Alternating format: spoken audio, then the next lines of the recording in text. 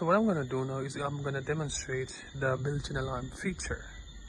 So let's say you're coming from work, you lock your car.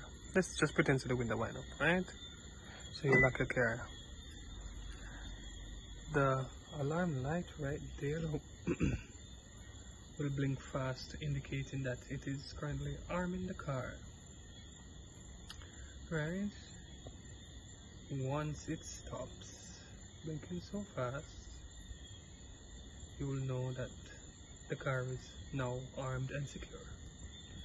So let's say as a thief, I see this car and I say, okay, I want it. And we mash the glass, right? And open the door. And pull the door. The car is now gonna blink to warn you to get the key. If not, it will then sound the alarm.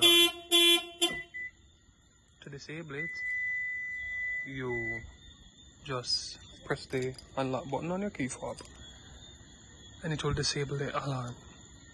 And that's how you secure your car.